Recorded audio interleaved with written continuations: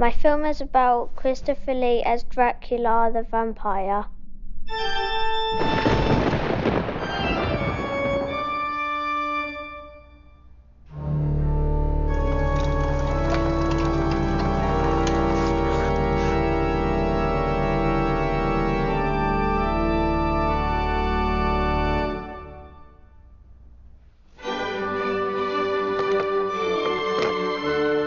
A long time ago in the Victorian times, there was a young lady and her father, who was acted by Peter Cushing, who had just moved into a little town.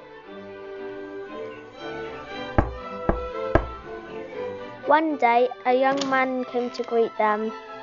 Good afternoon. You must be Mr. Phillips. Yes. Oh, do come in. Thank you.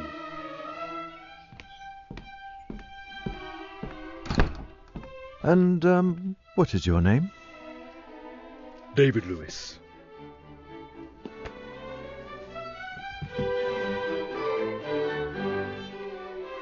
Father, said Mr. Phillips' young daughter. Oh, I gather you two haven't met. This is my daughter Jane, and this is Mr. Lewis, said Mr. Phillips.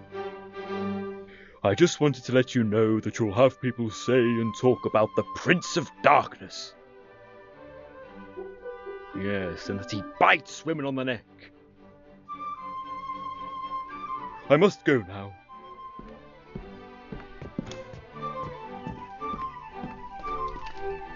Bye.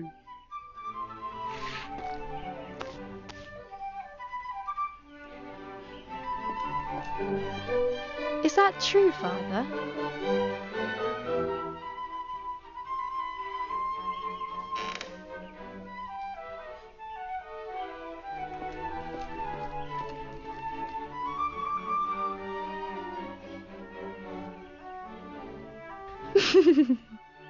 More like a fairy tale.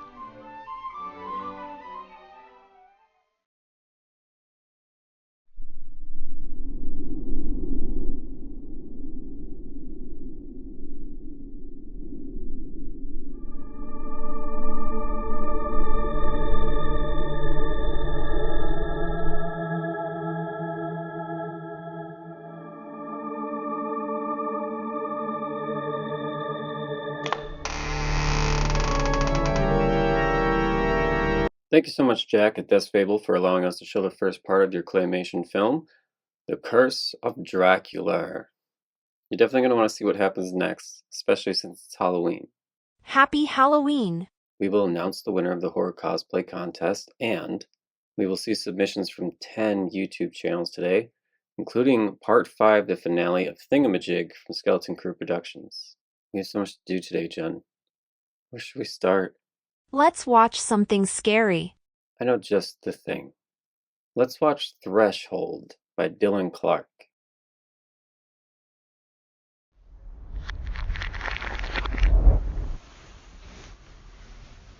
Did you hear that?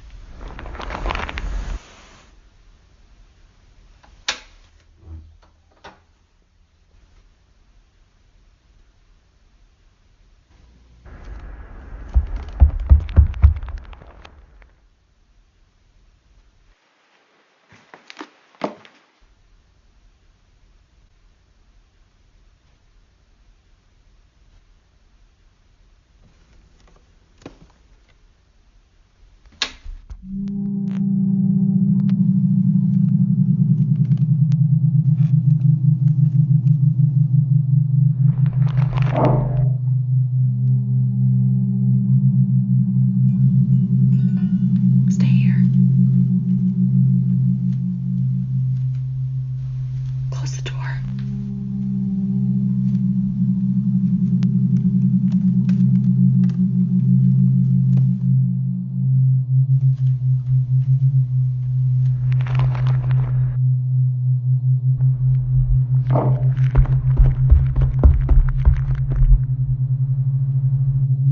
Elena. Open the door. It's me. Let me in.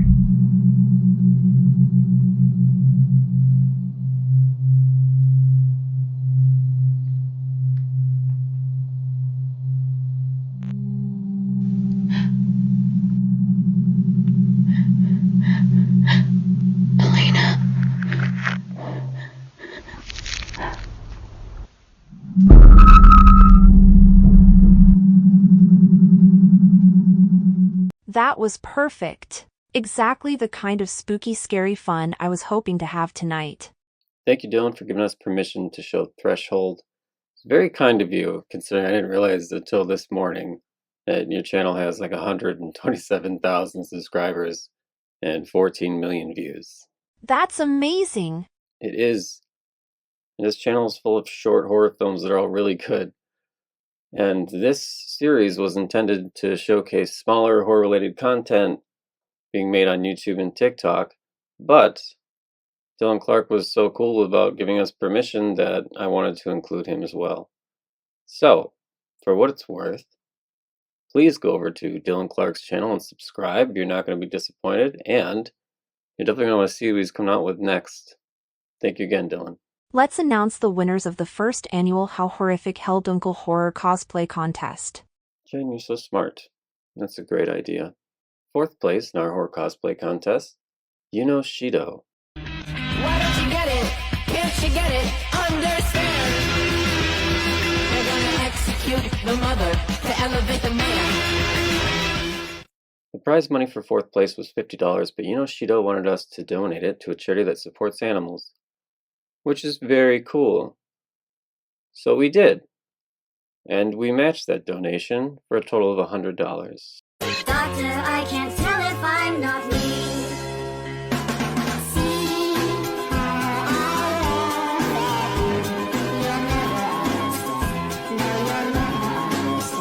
And we also didn't know that she's French and has been using a translator this whole time to understand everything that I've been saying, so...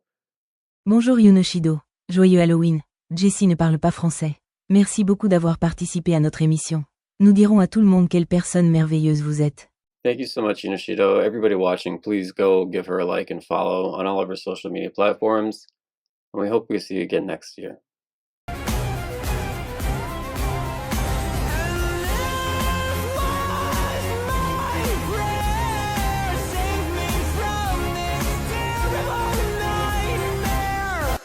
Coming in third place, Luxury Tears.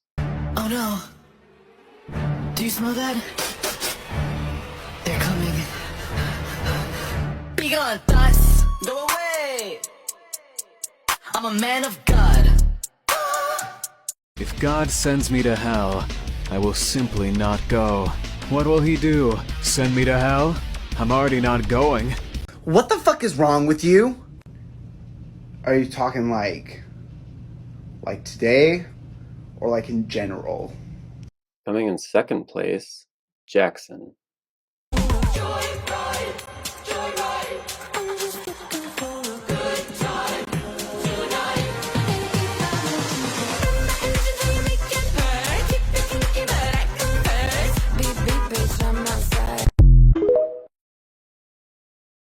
He's loving my look and I'm loving all the strategic ways. I said, do you think you kill for me one day? Yes, of course I will. And I want it. Sorry, get over here.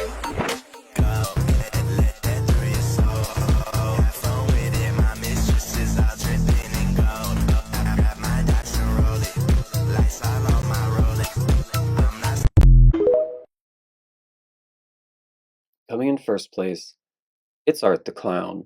It's Michael Myers. It's horror cosplay Fly Tie.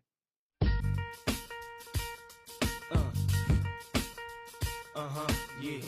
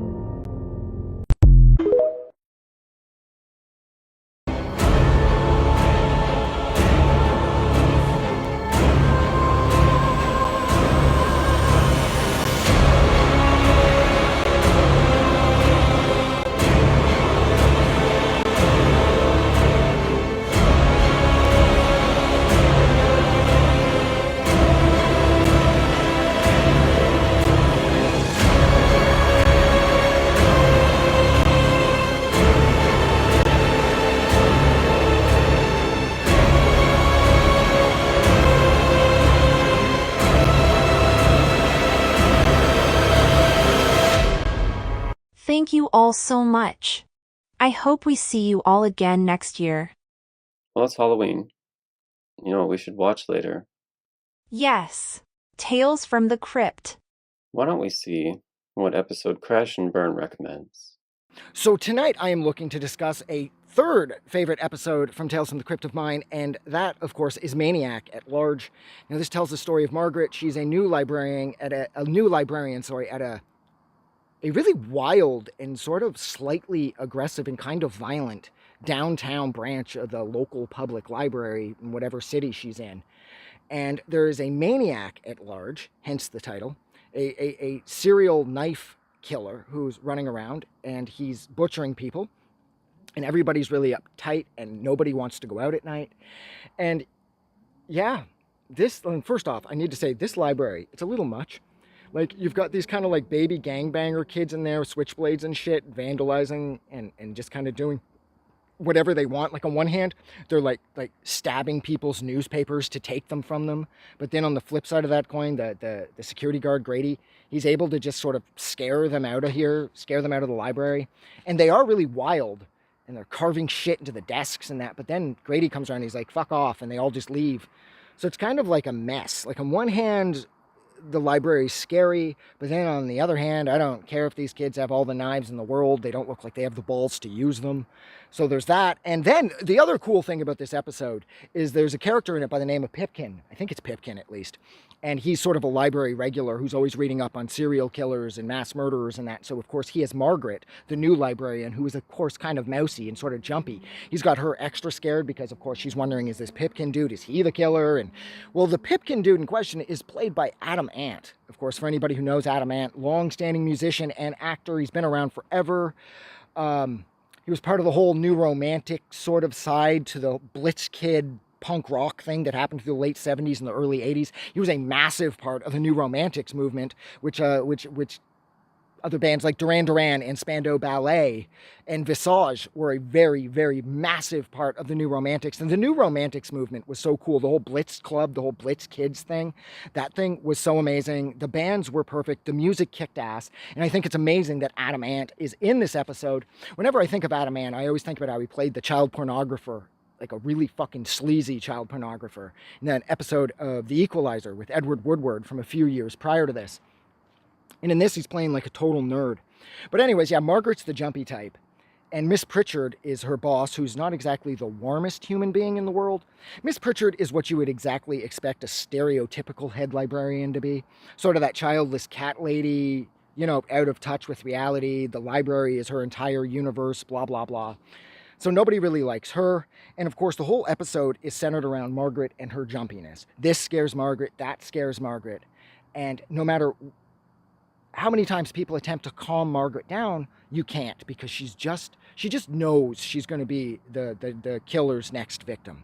And you know, with those people, unfortunately, you just can't reach them. So, of course, somebody's attempting to return a book after dark, and they're trying to get the door open, and the library's closed, and Margaret's freaking out. She doesn't know what to do because she knows that's the killer at the door, so she's running and hiding here, and she's running and hiding there. And then push comes to shove, she gets really angry at Miss Pritchard, and she butchers her. And then it's revealed to us that Margaret is the serial killer. She's the knife attacker that the entire city is terrified of. And the episode ends with her going, oh, well, I guess I have to move again. You know, maybe I'll find somewhere safe. Maybe the next city I go to, things won't be that scary. Maybe I'll find somewhere that I can really dig in, feel comfortable, and build a life for myself there. And you can tell just how fucking crazy Margaret is at that point. She goes from being all cute and mousy, kind of doing this perfect sort of Shelley Long type thing, to being a complete and utter lunatic like that. And again, that is another thing. That is like the main thing, that makes Tales from the Crypt so clever, is there's that endless balance between terror and humor. It's always scary and it's funny. It's witty and it's clever, but it's also really relatable as far as like the humor is really relatable. Like if you take Grady from this episode, for example, my God, everybody's known a person like him where you're just like, just leave. And he's kind of got this perpetual, I'm not impressed with life look on his face. Grady was wonderful. The security guard, he was so funny. He was so like disaffected, and he really didn't like Miss Pritchard. He didn't like her at all because he didn't mind telling Margaret, he's like, I don't like the way she treats people. And he's just really funny. And then you toss in how Adam Ant was sort of like comic relief again. But then you juxtapose that against how Margaret was this massive psychopath, and you just didn't see that coming till the end. And that's what made Tales from the Crypt so scary. Was on one hand you're laughing, and on the next you're like, holy fuck, I did not see that end coming at all. But I think that's it for me. I am getting out of here. So yeah, all right, Happy. Back to you in the studio, or wherever it is you are. In the void, I guess. Yeah, back to you, dude. Crash and Burn sent us 3 videos for this series, so I really wanted to tell everyone more about him. When I went to his YouTube channel and clicked on About, it just says I talk a lot. So I'll let him do the talking. Hey, and welcome to my channel. This is Crash and Burn. This is where I do a number of reviews based mainly around music, but occasionally I will be tossing in book reviews. I upload every Tuesday and every Friday at midnight YouTube time.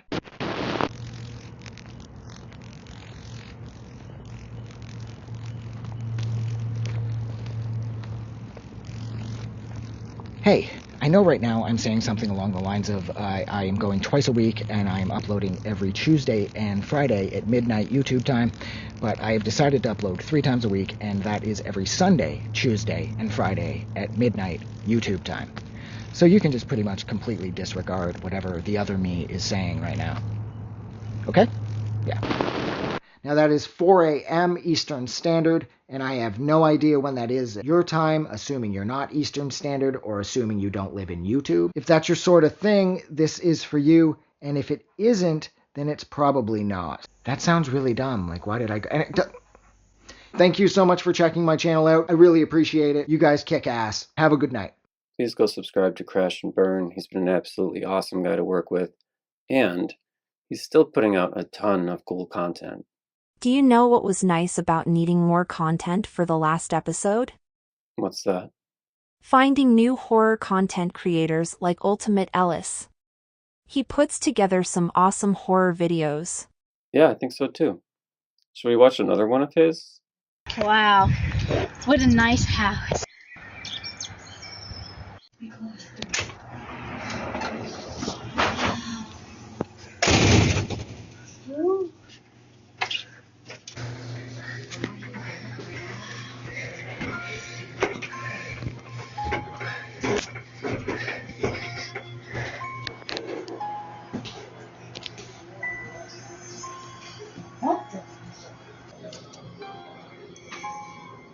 Enjoy the house. There's something waiting for you. What could that mean?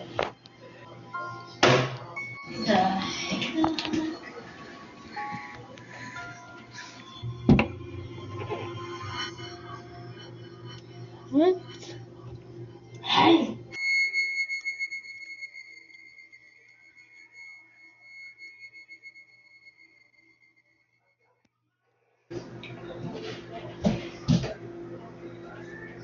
Huh. Must have just been my imagination. I better go check out the other rooms.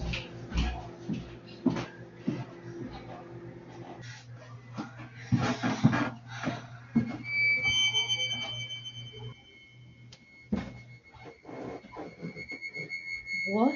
I would have thought that we would have at least cleaned it out.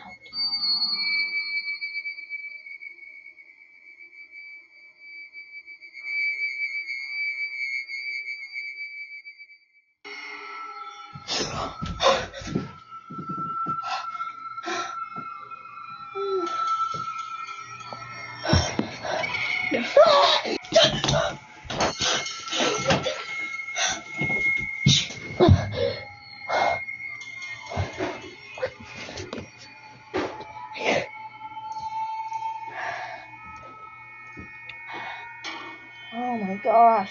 I must be losing my mind.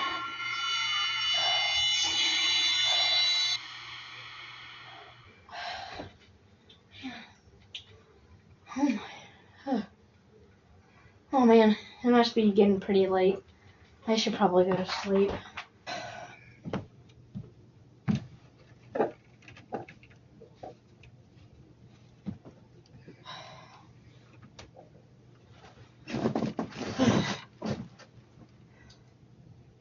Has to be just my imagination. Has to.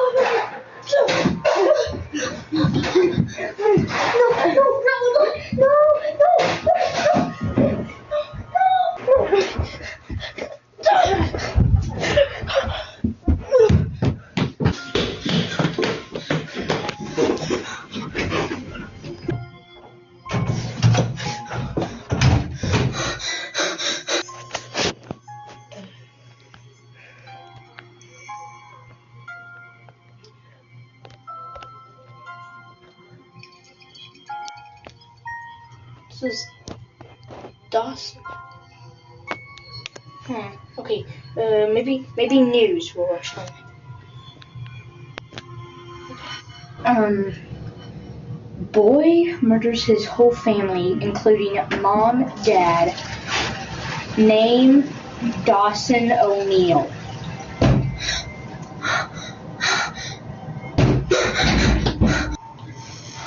Oh my gosh.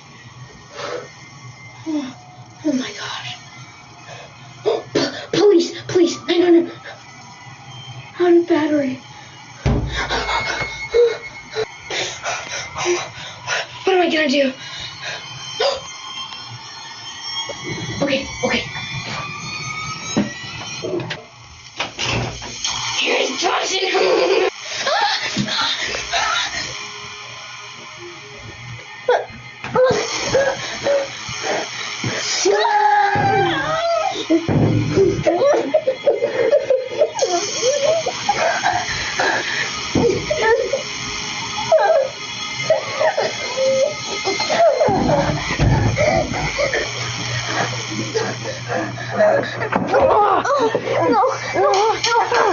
No. I should have shut down another house.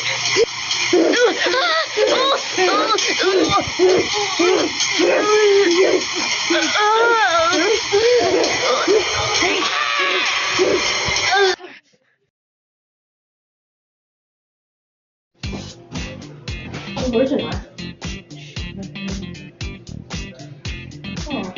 Must have just been my energy. I better go check out the other rooms. It's not filming. Isn't it? My hands come out like this. Hold up. Oh my!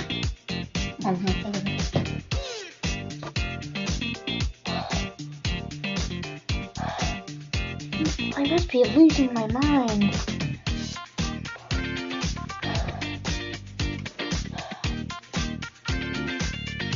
Okay.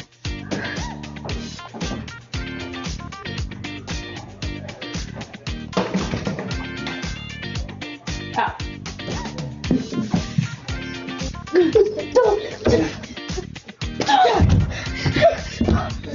Dang it, I looked at the camera.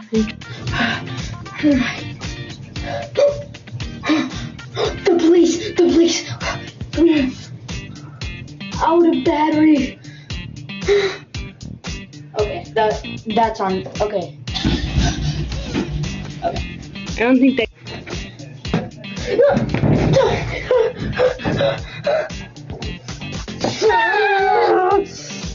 I'm frozen in another house. Well, by the way, guys, thank you so much to Dawson the Destroyer. That is his YouTube name. Thank you so much for watching. Go subscribe to him right now, or else you won't see the light of day. Go subscribe. You guys better go and subscribe to Ultimate Ellis, because if you don't, you'll explode. We have another new creator joining us today. Mutant Museum. Nice. Let's check it out. Hello, Mr. the Knife, and welcome to the Mutant Museum. I am Mr. Morrison, the curator. Here at the Mutant Museum, I mostly focus on dramatic readings, bad fan fiction, old heroic sagas, and lately I've had a particular focus on pulp literature. And especially around this time of year, that includes horror literature. So I'd like to share with you the first few minutes of my dramatic reading of H.P. Lovecraft's classic tale of terror, The Lurking Fear.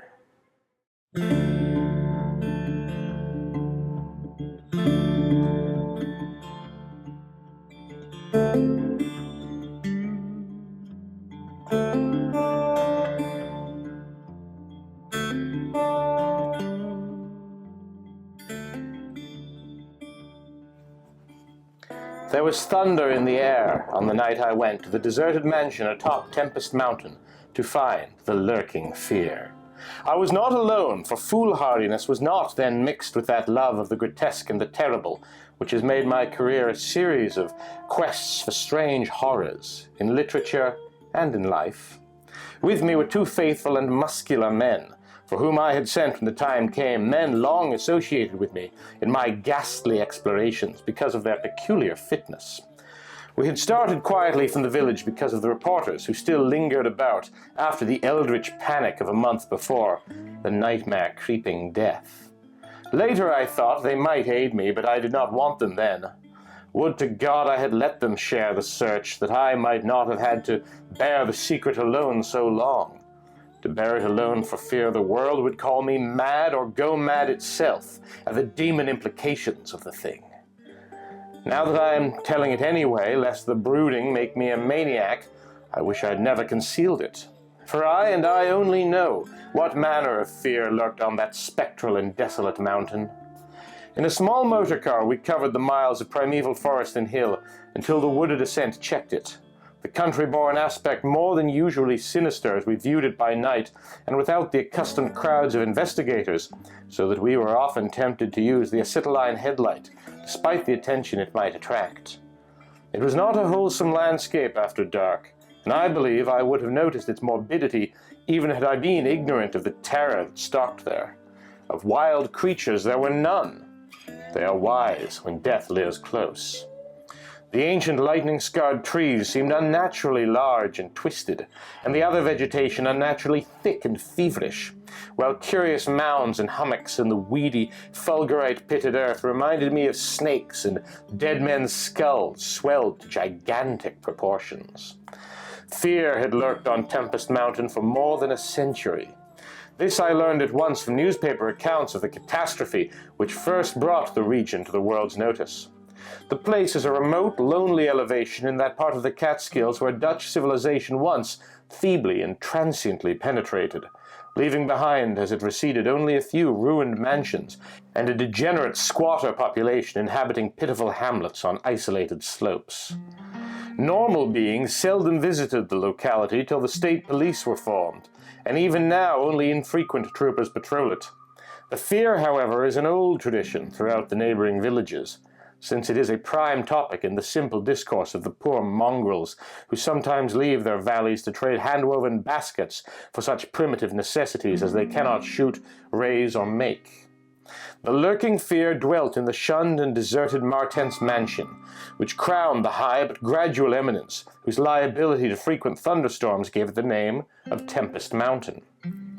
For over 100 years, the antique grove-circled stone house had been the subject of stories incredibly wild and monstrously hideous, stories of a silent, colossal, creeping death which stalked abroad in summer. With whimpering insistence, the squatters told tales of a demon which seized lone wayfarers after dark, either carrying them off or leaving them in a frightful state of gnawed dismemberment, while sometimes they whispered of blood trails toward the distant mansion. Some said the thunder called the lurking fear out of its habitation, while others said the thunder was its voice. No one outside the backwoods had believed these varying and conflicting stories with their incoherent, extravagant descriptions of the half-glimpsed fiend. Yet not a farmer or villager doubted that the Martens mansion was ghoulishly haunted. Local history forbade such a doubt, although no ghostly evidence was ever found by such investigators as had visited the building after some especially vivid tale of the squatters. Grandmothers told strange myths of the Martens spectre, myths concerning the Martens family itself, its queer hereditary dissimilarity of eyes, its long unnatural annals, and the murder which had cursed it. The terror which brought me to the scene was a sudden and portentous confirmation of the mountaineer's wildest legends. One summer night, after a thunderstorm of unprecedented violence, the countryside was aroused by a squatter stampede, which no mere delusion could create. The pitiful throngs of natives shrieked and whined of the unnameable horror which had descended upon them, and they were not doubted. They had not seen it, but had heard such cries from one of their hamlets that they knew a creeping death had come. Oh, I'm afraid that is all the time we have scheduled for today. But if you want to see the full series, head over to my channel, The Mutant Museum. I'm also reading a very silly Metroid fanfic over there right now. So in the meantime, thank you so much for hosting me, Mr. The Knife, and thank you for being you. Happy Halloween to all. I wish we would have found you sooner and could have had you on the show more, hopefully next year. Everyone should go subscribe to Mutant Museum. If you guys enjoyed that, please go over to Mutant Museum's YouTube page, subscribe, and check out some more of his readings. I love YouTube readers. Speaking of YouTube readers, do you know what my favorite poem is, Jen? A dream within a dream. Yeah. A dream within a dream by Edgar Allan Poe. Take this kiss upon the brow, and in parting from you now, thus much let me avow, you are not wrong who deem that my days have been a dream.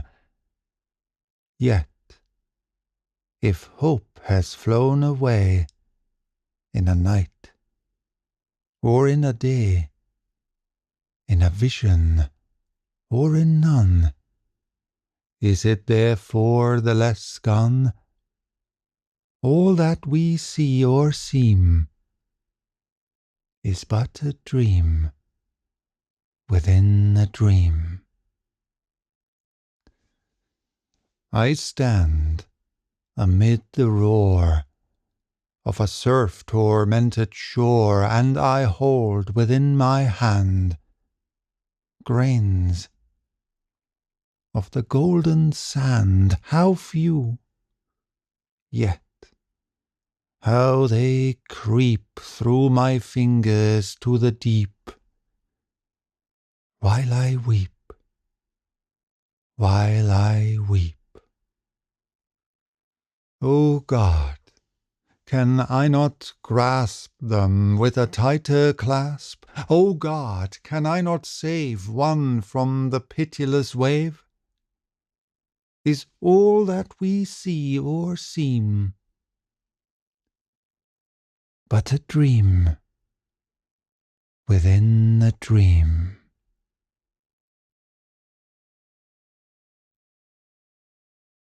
Pete reads a poem every Sunday and has hundreds of videos for you to watch. His channel is awesome. You will love it. Go subscribe. You know who else told me that they like Pete's readings a lot? Who? Jackknives Reviews. And you know what else?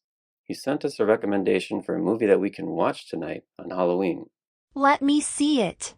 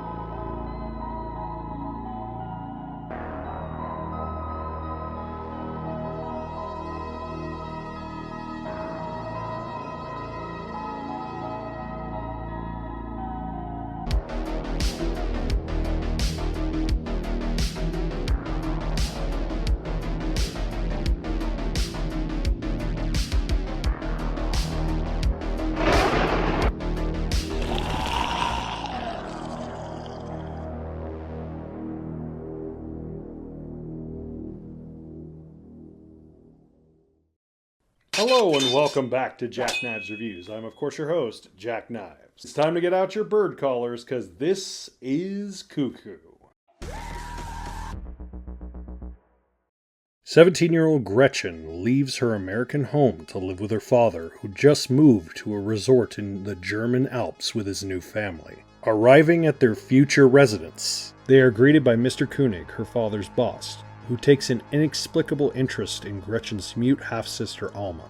Something seems very off about the resort, as she keeps experiencing horrifying noises and confusing visions, while seemingly being stalked by a human-like woman in a hood.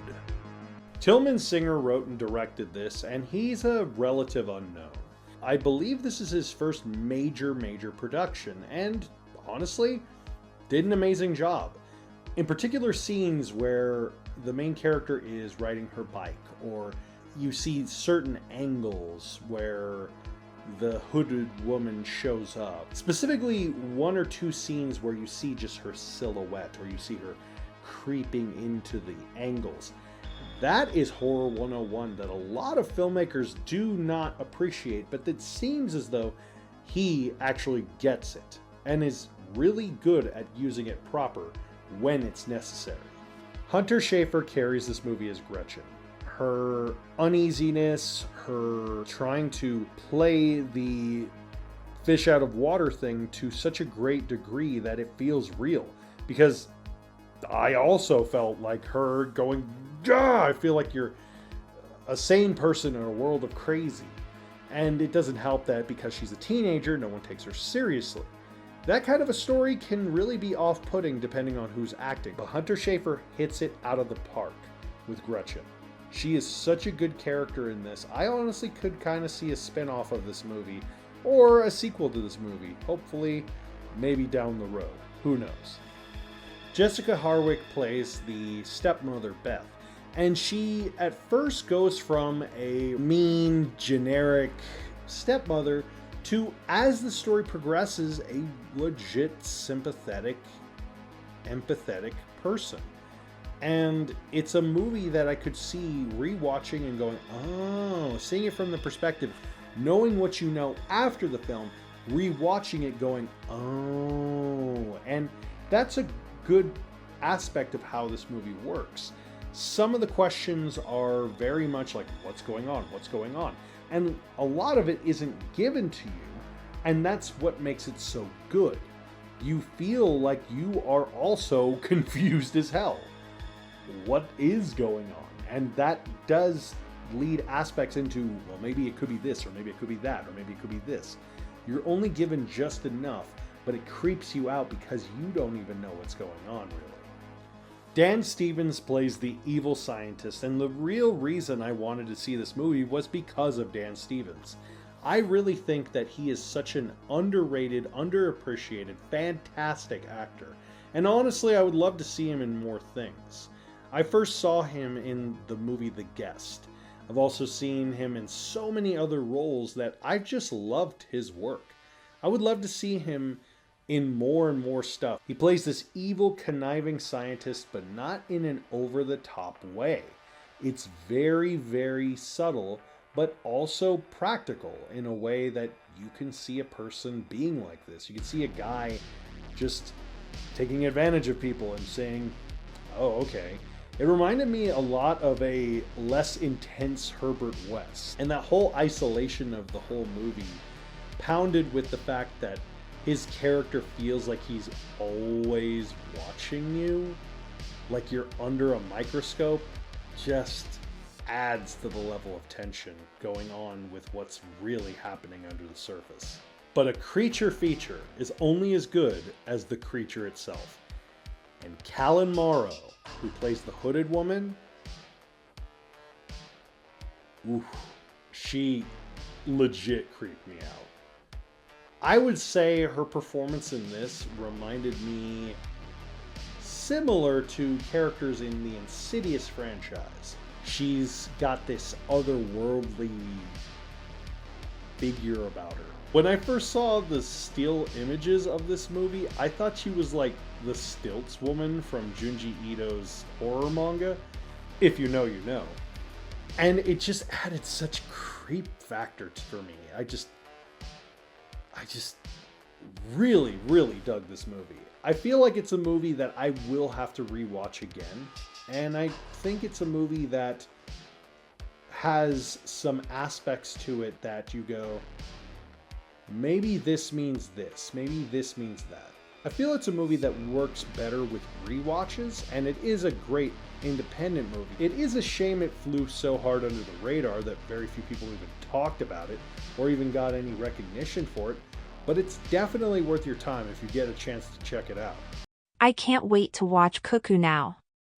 Jackknife has been covering a lot of cool horror movies this month, and I've been adding them to my watch list. So if that's something that you're interested in doing, you should go to Jackknife's Reviews and subscribe so you don't miss any more movie recommendations and reviews. Jen, what do you think happens when you die? Nothing. Well, here's a movie about some ghosts who did a lot after they died. Lights go where they're at. We like it? I think we need a 50 or they would go with 35. Sorry. Jen, I'm gonna have you boom from the right-hand side. Gotcha. And yeah. Let me get behind camera. I'll look at monitor. Camera Say it. rolls. You're in the lowest curve. Rolling. Sound. Speeding.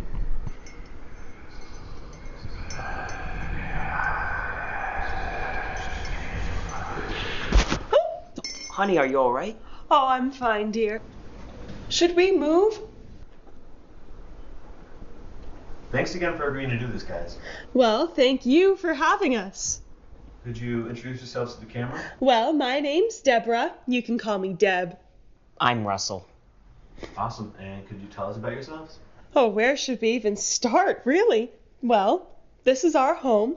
We've lived here for, well, since we got married. It's got good bones.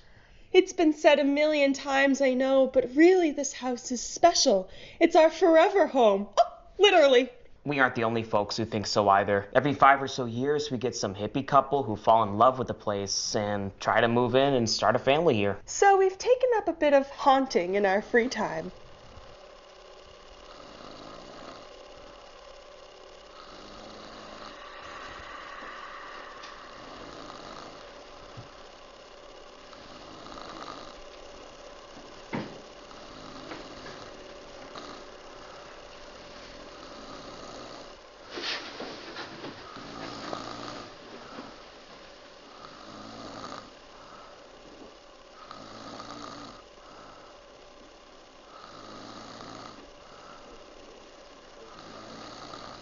It's not a 100% effective method. We do other things to occupy our time as well. Of course. We have to keep each other engaged.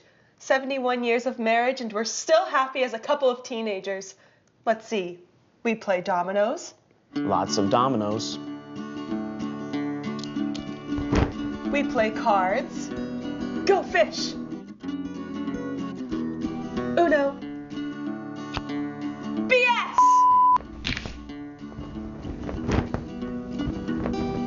We've taken up painting.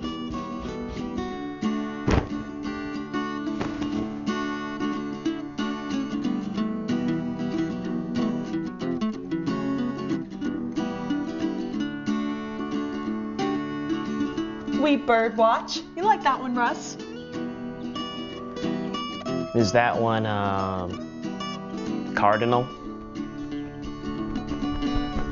Oh! Tell them about your garden, hon. They don't want to hear about that. Well, sure they do. Oh, Deb used to have this garden, right? Out in the backyard? When we were alive. Oh, thank God.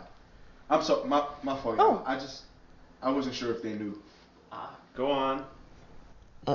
She grew all kinds of vegetables. And I'm talking huge. Better than the stuff in the supermarkets. Obviously, I haven't been able to do that in a long time. Why not? Oh, well.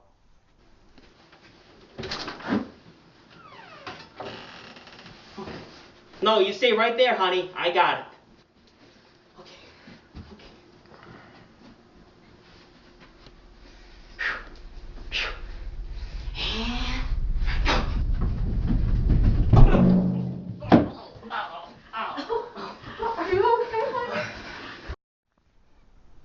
She's a wonderful cook. Oh, food was always the way to his heart. Direct path from his stomach to his heart. I mean, really, boys. Don't take your taste buds for granted. That honestly might be what I miss the most. Hold on. Have you boys eaten? I can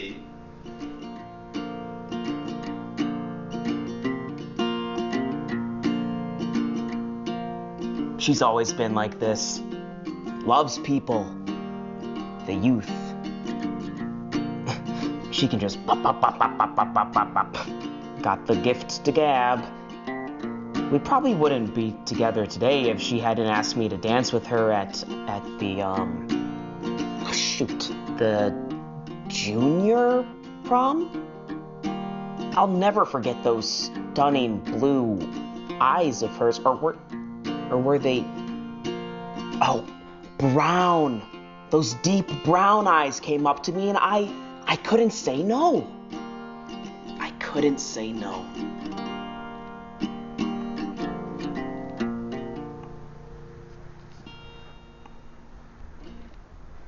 So, what would you guys say has been the hardest? Oh dear! Oh, what? Are you okay? Oh dear, I'm sorry. That's just Frank. He's harmless.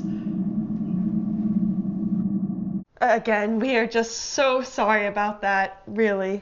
I don't know how we forgot to mention Frank. Well, he keeps to himself, mostly. Frank was here before us. The house was his way before it was ours. But he saw how much we loved the place and how much Russell and I cared for one another and for the house, and he was fine with letting us stick around. What happened to him? Frank hasn't been the same for a while. Not since his partner moved on. Moved on? Moved on. Left Frank behind. He's been sad for so long now. I'm not sure he even remembers what he's sad about. Why didn't Frank go with them? Frank just wasn't ready yet. And I think they were just tired of waiting around for him. You can only love a person so much, you know? Even if it's with your whole heart, sometimes that's not enough.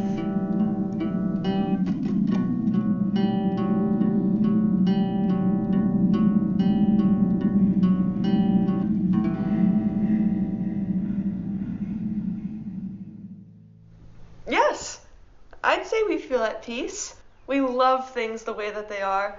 All this time, and I wouldn't change a thing. We've never been big into change. We are pretty much content to stay here forever. Wait, sorry. I just thought, you guys can't leave the house, right? Right. Yeah, so what are you guys gonna do after the demolition next week? The what? Honey, calm down. We need to talk about this. We knew something like this would happen eventually. Calm down? This is our home, Russell. What do they mean condemned? We live here. No, we don't. We haven't for a long time, dear. Hey, you guys come back tomorrow, okay? It'll be better?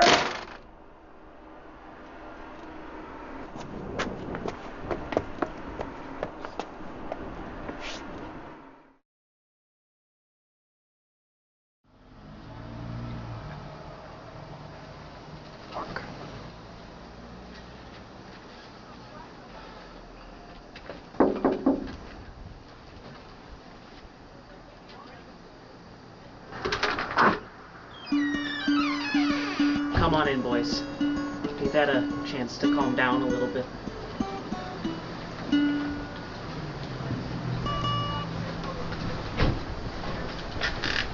I knew it would have to end. I just always thought it would be on our own terms. And We thought we'd feel different by now. It's selfish, I know. We've had a wonderful life together.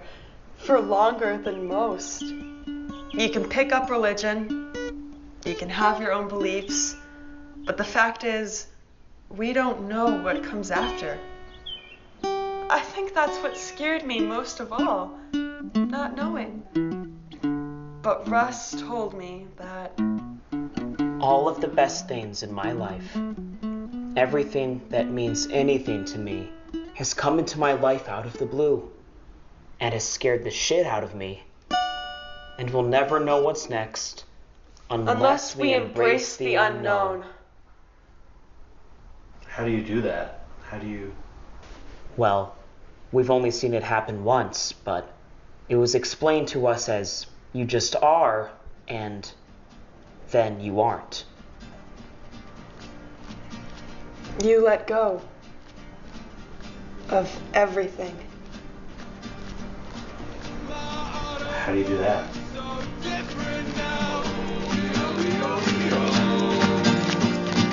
Chasing color, look what I found.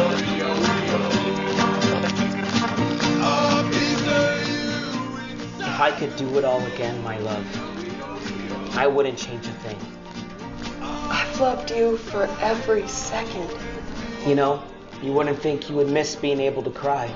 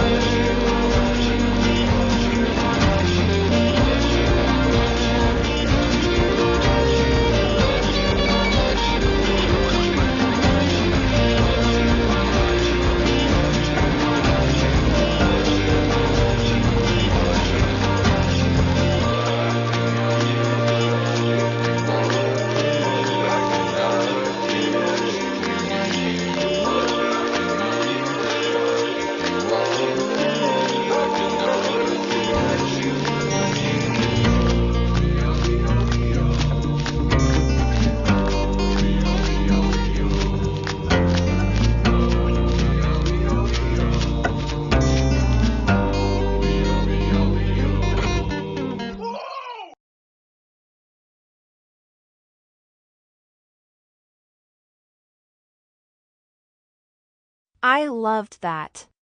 There isn't a lot of information about Tanner on his page, but clearly there's reason to go over there and subscribe and see what he comes out with next. So go over to Tanner's page, hit subscribe, and thank you, Tanner, for allowing us to show your short film after. That was wonderful. When we started this show, I'd only received a few segments and I wasn't sure how many we were going to get. So, I planned on stretching those segments out for at least a few episodes, just in case. And one of the first segments that I received was an 8-minute video by Bankrupt Barry. And we used the first 2 minutes as the introduction to the entire series. But we got lucky. We were able to keep the show going. So now, we get lucky again. And I can show the entire 8-minute video given to us. Barry explains Helldünkel.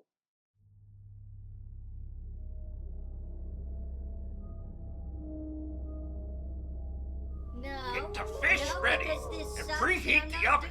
I want this place to look presentable. Okay, you dirty heathens. We have finally arrived at Helldünkel, the month-long period of twilight where the days and nights wear thin, like the edge of a bad dream from which you can't seem to wake. You talking about Halloween? No, we're not doing that.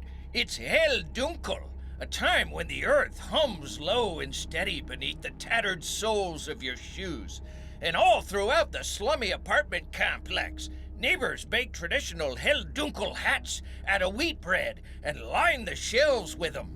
These hat breads are supposed to ward off malevolent spirits, but mostly they just sit there going stale, hard and heavy, like loaves of forgotten souls. Shit-ass children patrol the neighborhood dressed like druids, eyes blacked out with the ashes of consecrated horsehair, their hands cupped as they beg for those sweet, honey-cured Helldünkel bait fish. That's the tradition, and the kids crave it. You gotta hand over the fish, sweet and glistening with clover honey. Watch them devour it like it's the last meal they'll ever have. It's all part of Helldünkel. Bread hats, honey fish, and fried cinnamon bologna sandwiches. And during the season of Helldünkel, you don't go. Whoa, what? You don't go where? I mean, you don't permit yourself to go. You saying you're not allowed to take a dump? No bowel activity allowed for 31 days. No release. You hold it in like you're holding in something far darker and more vile. A Helldünkel secret you can't afford to tell. Bro, this is the worst holiday I ever heard of. But secrets? Well, they have a way of slipping out, don't they? Ah, Jesus ball-banging Christ. But for now, I'm gonna share a frightening Helldünkel story from a few years ago. This particular Helldünkel involves, my wife Carla. Or, not mine anymore. Yeah, bro, you haven't been laid in ages. Man, aren't you gonna tell him about the time you fell all the way down to hell? S1! They can see my guts! Well, that's not what Helldünkel is about. I'm pretty sure it's European or Mormon or something. Yeah, but what about the time the devil's hound dog had his way with you? Stop, doggy. No, that is a bad, bad doggy. Or the time you were a big-titted witch. Ooh, or the time I turned you into a demon. Yeah, shut the hell up, asswipe. That's not the story. Now, back to Helldünkel. I was still trying to figure out who I was, and worrying that Carla was romping with someone else. And by someone else, I mean Rance Hagmeyer, the guy who ran the mini-golf course over on the west side of town. Rance was a real handsome Sam. You know, the type who wears shorts year-round, even during Helldünkel, when the air blows cool and heavy, freighted with the season's collective heartaches and desiccated dreams. The light bruises all lovely and dark during Helldünkel, like those delectable boiled liver bites that we're all so fond of.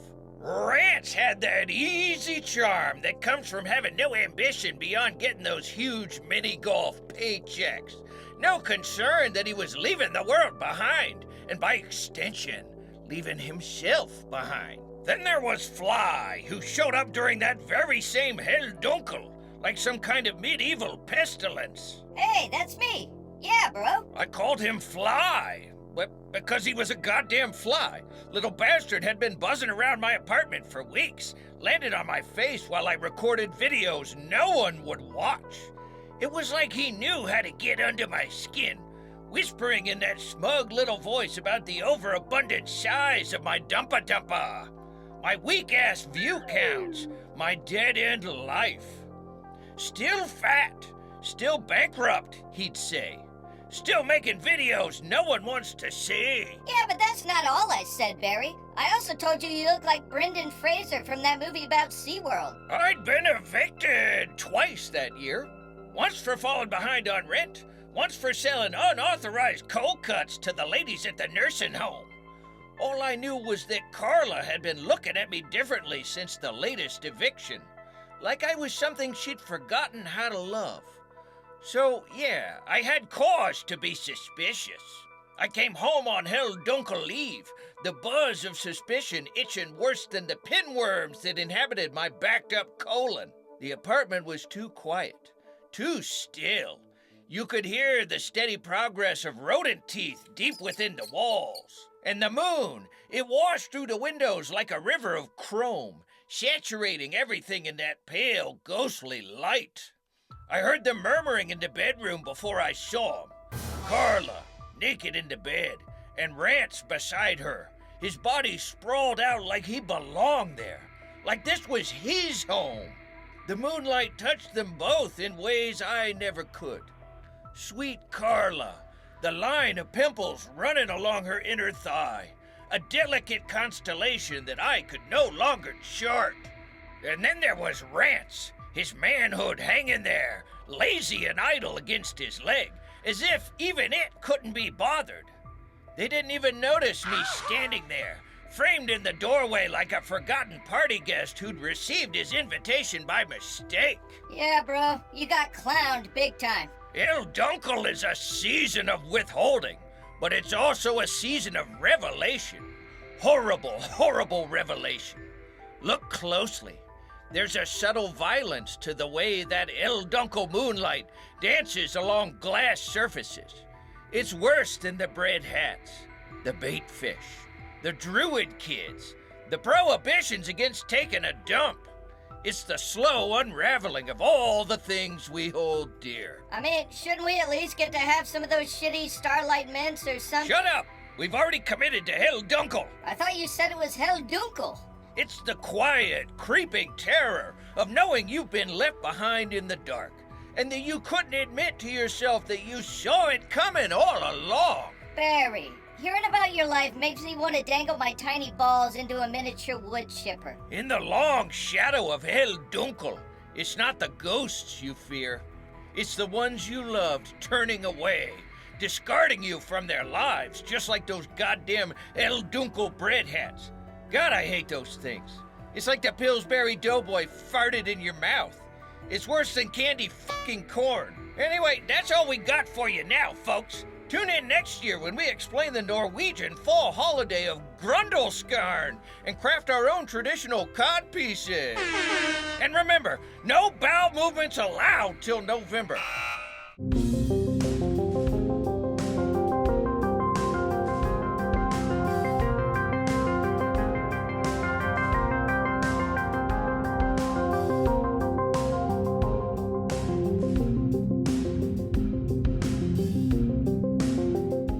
And if you like Bankrupt Barry's segments, you need to go to his channel and hit subscribe. And now part 5, the conclusion of Thingamajig by Skeleton Crew Productions.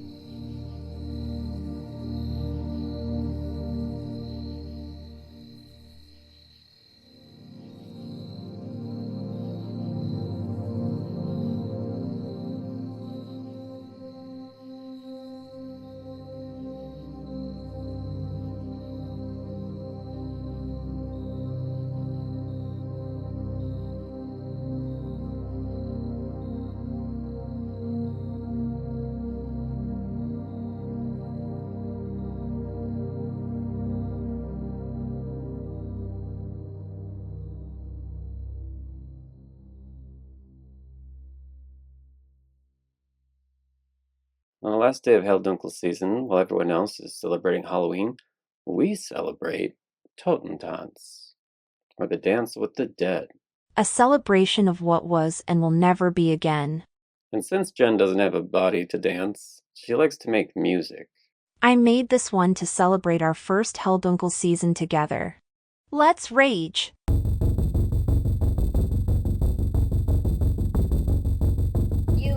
You talking about Halloween? No, we're not doing that. It's Helldünkel.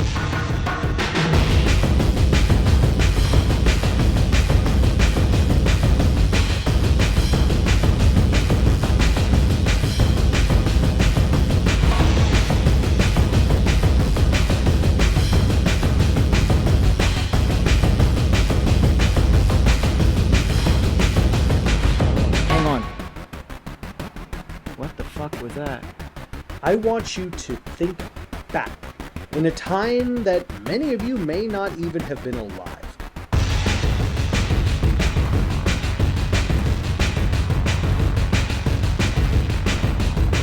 Series of quests for strange horrors.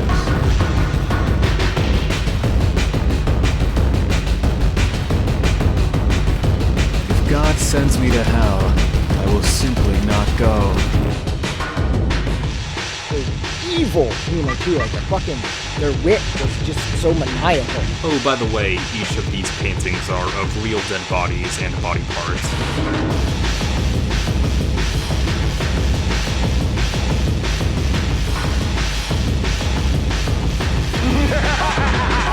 Thy soul shall find itself alone, mid dark thoughts of the grey tombstone.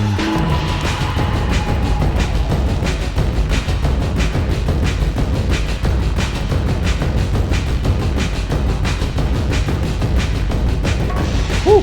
In a good way. Hello? but a dream within a dream. Happy Helldünkel. Thank you to everyone who has joined us for this first season of How Horrific. We've never done anything like this before, obviously, but we'll definitely keep it going next year, and maybe even see again before that. Until next time, say goodbye, Jen. Goodbye, bitches.